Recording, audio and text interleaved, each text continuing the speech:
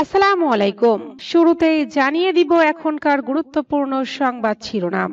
Greta থুনবার্গদের নৌকায় হামলার হুমকি ইসরায়েলের। নেতানিয়াহুর বিদায় চান ৫৭ ভাগ ইসরায়েলি। ইসরায়েলের বিরুদ্ধে কঠোর অবস্থানে যাওয়ার ইঙ্গিত ফ্রান্সের। লোহিত সাগর ছেড়ে পালিয়েছে মার্কিন রণতরী।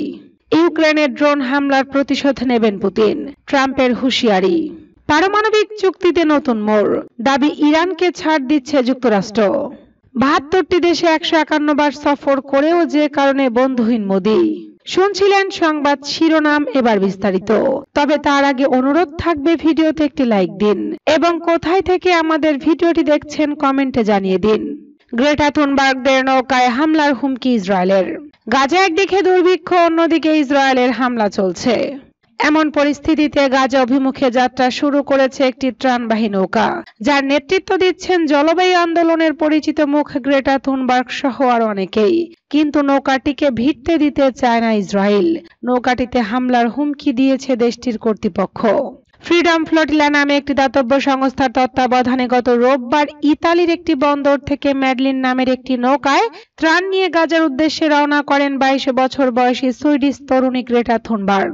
তার সঙ্গে রয়েছেন গেম অব থ্রোন খ্যাত অভিনেতা লিয়াম কানিংহাম সহ আরো বেশ কয়েকজন আন্তর্জাতিক ব্যক্তিত্ব।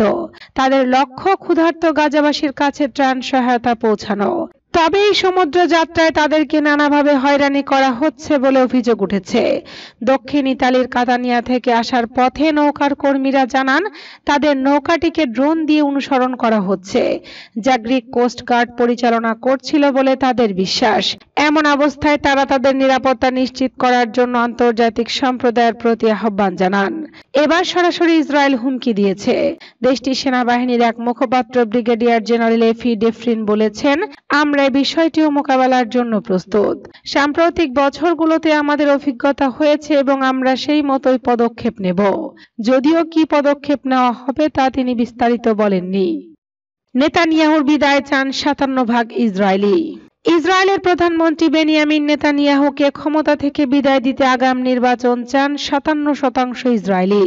জরিপে যারা নেতানিয়াহুর বিরুদ্ধে অবস্থান নিয়েছেন তাদের বক্তব্য, নেতানিয়াহু গাজায় আটকে থাকা ইসরায়েলি জিম্মি ও গাজা উপত্যকা শাসনকারী গোষ্ঠী হামাসকে নির্মূল করবেন বলে প্রতিশ্রুতি দিয়ে সেখানে অভিযান শুরু করেছিলেন। কিন্তু ১.৫ বছরেরও বেশি সময় ধরে যুদ্ধ চলা সত্ত্বেও হামাসকে ধ্বংস করা যায়নি এবং সব জিম্মিকেও এখনো ফেরত পাওয়া যায়নি। ইসরায়েলের পার্লামেন্টে নেসেটে মোট আসন সংখ্যা ১২০টি। তাই কোনো দল বা জোট যদি সরকার গঠন করতে চায় তাহলে অন্তত ৬১টি আসনে জয়ী হতে হবে সেই দল বা জোটকে। জরিপের ফলাফল বলছে, এখন যদি ইসরায়েলে নির্বাচন হয় তাহলে নেসেটে সবচেয়ে বেশি আসন পাবে ইসরায়েলের সাবেক প্রধানমন্ত্রী নাফতালি বেনেতের নেতৃত্বাধীন রাজনৈতিক দল নিউ রাইট। পার্লামেন্টের ২৪ আসনে জয়ী হবে দলটি। এরপরে দ্বিতীয় তৃতীয় অবস্থানে থাকবেন যথাক্রমে নেতানিয়াহু নেতৃত্বাধীন দল লিকুদ পার্টি এবং ইয়াইর গোলানের নেতৃত্বাধীন ডেমোক্রেটিক পার্টি। ইসরায়েলের বিরুদ্ধে কঠোর অবস্থানে যাওয়ার ইঙ্গিত ফ্রান্সের। ফিলিস্তিনের অবরুদ্ধ গাজা উপত্যকায় বর্বরতা চালানোয় দখলদার ইসরায়েলের বিরুদ্ধে কঠোর অবস্থানে যাওয়ার ইঙ্গিত দিয়েছে ফ্রান্স। দেশটির প্রেসিডেন্ট ইমানুয়েল ম্যাক্রো বলেছেন, ইসরায়েলের বিরুদ্ধে কঠোর ব্যবস্থা নেওয়া হবে কিনা তারা তা আগামী কয়েকদিনের মধ্যে সিদ্ধান্ত নেবেন। এ মাসের মাঝামাঝিতে জাতিসংঘে সৌদি আরবের সঙ্গে ফিলিস্তিন নিয়ে একটি যৌথ সম্মেলনের আয়োজন করবে ফ্রান্স। সেখানে ফিলিস্তিনকে ফ্রান্স স্বাধীন রাষ্ট্রের স্বীকৃতি দিতে পারে বলে ধারণা করা হচ্ছে। আজ ফ্রান্সের প্রেসিডেন্টের সঙ্গে একটি যৌথ সংবাদ সম্মেলনে আসেন ব্রাজিলের প্রেসিডেন্ট লুইজ ইনসাইও লুলা দা সিলভা।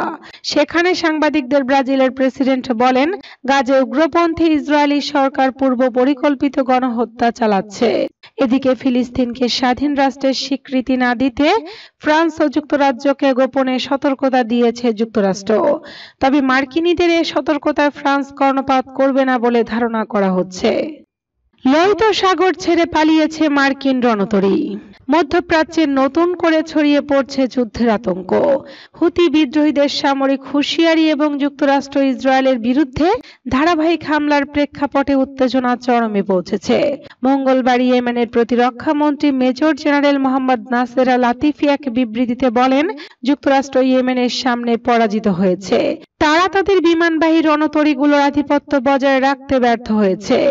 আতিফির দাবি অনুযায়ী ইয়েমেন তাদের ধারাবাহিক সামরিক অভিযানের মাধ্যমে আমেরিকান আক্রমণ ব্যর্থ করে দিয়েছে এবং মার্কিন নৌবহরগুলোকে গুরুত্বপূর্ণ জলপথ থেকে সরে যেতে বাধ্য করেছে। তিনি আরো বলেন, আমরা আমেরিকান আগ্রাসন রুখে দিয়েছি, এখন তারা তাদের বিমানবাহী রণতরী গুটিয়ে নিচ্ছে। এটি শুধু একটি সামরিক জয় নয়, বরং আধুনিক যুদ্ধে এক নতুন অধ্যায়ের সূচনা। সাম্প্রতিক এক ঘটনায় মার্কিন বিমানবাহী রণতরী ইউএসএস আব্রাহাম লিঙ্কন লোহিত সাগরের জলসীমা থেকে সরে গেছে। এই রণতরী ইয়েমেনের নৌবাহিনীর ড্রোন ও ক্ষেপণাস্ত্র হামলার শিকার হয়। এই ঘটনাকে ইয়েমেনের প্রতিরোধ শক্তির একটি কৌশলগত সফলতা হিসেবে দেখা হচ্ছে। ইউক্রেনের ড্রোন হামলার প্রতিশোধ নেবেন পুতিন, ট্রাম্পের হুঁশিয়ারি।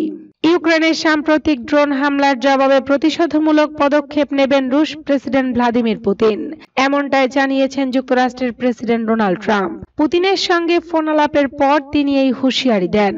ট্রাম্প বলেন, পুতিন খুব জোর দিয়ে বলেছেন, রাশিয়ার বিমান ঘাঁটিতে ইউক্রেন যে হামলা চালিয়েছে তার জবাব দিতে হবে। পুতিনের সঙ্গে 1 ঘন্টার বেশি সময় ধরে টেলিফোন আলাপের পর ট্রাম্পের এই মন্তব্য সামনে আসে। তবে রুশ কর্মকর্তারা এই বক্তব্যের সত্যতা নিশ্চিত করেননি। যদিও মস্কোর পক্ষ থেকে আগে বলা হয়েছিল, ইউক্রেনের হামলার প্রতিক্রিয়ার ক্ষেত্রে সামরিক পদক্ষেপও বিবেচনায় রয়েছে। ট্রাম্প আরো বলেন, এই আলোচনার ফলে তাৎক্ষণিকভাবে রাশিয়া ইউক্রেন শান্তি প্রতিষ্ঠা হবে না। পারমাণবিক চুক্তিতে নতুন মোড়, দাবি ইরানকে ছাড় দিচ্ছে যুক্তরাষ্ট্র। যুক্তরাষ্ট্রের প্রেসিডেন্ট হিসেবে ডোনাল্ড ট্রাম্পের দ্বিতীয় মেয়াদে দায়িত্ব গ্রহণের পর থেকেই ইরানের সঙ্গে পারমাণবিক চুক্তির লক্ষ্যে একাধিক দফা বৈঠক করেছে মার্কিন প্রশাসন। তবে ইউরেনিয়াম সমৃদ্ধকরণ ইস্যুতে সম্পূর্ণ বিপরীতমুখী অবস্থানের কারণে এখন পর্যন্ত কোনো সমঝোতায় পৌঁছানো সম্ভব হয়নি। শুরু থেকে ইরানের ইউরেনিয়াম সমৃদ্ধকরণের বিরুদ্ধে কঠোর অবস্থান নিয়েছে যুক্তরাষ্ট্র। সবশেষ গত সোমবার নিজের সামাজিক যোগাযোগ মাধ্যম ট্রুথ সোশ্যালে দেওয়া এক পোস্টে ডোনাল্ড ট্রাম্প স্পষ্টভাবে জানিয়েছেন, কোনোভাবেই তেহরানকে ইউরেনিয়াম সমৃদ্ধ করতে দেবে না যুক্তরাষ্ট্র। তবে মার্কিন হুমকির তোয়াক্কা না করে বরাবরের মতো উল্টো অবস্থানে রয়েছে ইরান। দেশটি শান্তিপূর্ণ পারমাণবিক কর্মসূচি চালিয়ে যাওয়ার সিদ্ধান্তে অনড়। ইরানের পক্ষ থেকে বলা হয়েছে, ইরান পারমাণবিক অস্ত্রের মালিক হবে না। এটি যদি যুক্তরাষ্ট্রের লক্ষ্য হয় তবে আমরা একটি চুক্তিতে পৌঁছাতে পারি, কিন্তু তাদের চাওয়া যদি অবাস্তব এবং অগ্রহণযোগ্য হয়, অর্থাৎ আমাদের শান্তিপূর্ণ পারমাণবিক কার্যক্রমের অধিকার কেড়ে নিতে চায়, তবে কোনো চুক্তি হবে না। এদিকে মার্কিন সংবাদ মাধ্যম নিউ ইয়র্ক টাইমস জানিয়েছে, আগের কঠোর অবস্থান থেকে সরে এসে স্বল্প মাত্রায় ইউরেনিয়াম সমৃদ্ধ করার অনুমতি দিয়েই ইরানকে নতুন এক অন্তর্বর্তী প্রস্তাব দিয়েছে যুক্তরাষ্ট্র। অনেক বিশ্লেষকের মতে, মুখে হুমকি দিলেও তেহরানের অনড় অবস্থানের কারণে শেষ পর্যন্ত নমনীয় হতে বাধ্য হয়েছেন ট্রাম্প। 72টি দেশে 151 বার সফর করেও যে কারণে বন্ধুহীন মোদি। 4 দিনের ভারত পাকিস্তান সীমান্ত উত্তেজনার পর ভারত সরকার যুদ্ধ জয়ের দাবিতে বিজয়োল্লাসে মাতলেও আন্তর্জাতিক মহলে ভারতের অবস্থান ব্যাখ্যা করতে বিদেশি সর্বদলীয় প্রতিনিধি দল পাঠানোর সিদ্ধান্ত নিয়ে বিস্ময়ের সৃষ্টি হয়েছে। 16 মে প্রধানমন্ত্রী নরেন্দ্র মোদীর সরকার ঘোষণা করেন, তারা 32টি দেশে 59 জন এমপিকে পাঠাবে ভারতের সন্ত্রাস বিরোধী অবস্থান ব্যাখ্যা করতে। প্রশ্ন উঠেছে, যদি ভারত সত্যি বিজয়ী হয়ে থাকে তাহলে ব্যাখ্যার প্রয়োজন কি? এমন উদ্যোগের পেছনে পররাষ্ট্রনীতির দুর্বলতায় উঠে এসেছে বলে মনে করছেন বিশ্লেষকরা। অমিত শাহ অপারেশন সিন্দুরকে ভারতের নিরাপত্তা নীতিতে এক যুগান্তকারী পরিবর্তন বলে ঘোষণা দিলেও বৈশ্বিক মহলে ভারতের অবস্থান স্পষ্টভাবে সমর্থন পায়নি। বিভিন্ন দেশের সফরকারী প্রতিনিধি দলে বিরোধী দলের সদস্যরাও ছিলেন, তবে তাদের নির্বাচনের প্রক্রিয়া নিয়েও সমালোচনা হয়েছে। সরকার নিজেই বিরোধী দল থেকে নিজেদের পছন্দের লোক বেছে নেয়, যেমন কংগ্রেসের প্রস্তাবিত সদস্যদের বাদ দিয়ে শশী থারুরকে অন্তর্ভুক্ত করা হয়, যিনি বহুবার আদর্শ বিরোধী অবস্থানের জন্য সমালোচিত। 2014 সালে মোদী ক্ষমতায় আসার পর ভারতের পররাষ্ট্রনীতি ব্যক্তিকেন্দ্রিক হয়ে ওঠে। নমস্তে ট্রাম্প কিংবা G20 সম্মেলনের মতো নানা আন্তর্জাতিক শোয়ের মাধ্যমে মোদীকে বিশ্বনেতা হিসেবে তুলে ধরার চেষ্টা চালানো হলেও সংকটকালে কোনো দেশ ভারতের পাশে দৃঢ়ভাবে দাঁড়ায়নি। এমনকি মোদী 72টি দেশে 151 বার সফর করলেও তার মধ্যে 10 বার যুক্তরাষ্ট্রে গেলেও কোনো দেশই পাকিস্তানের বিরুদ্ধে সরাসরি ভারতের পক্ষে কথা বলেনি।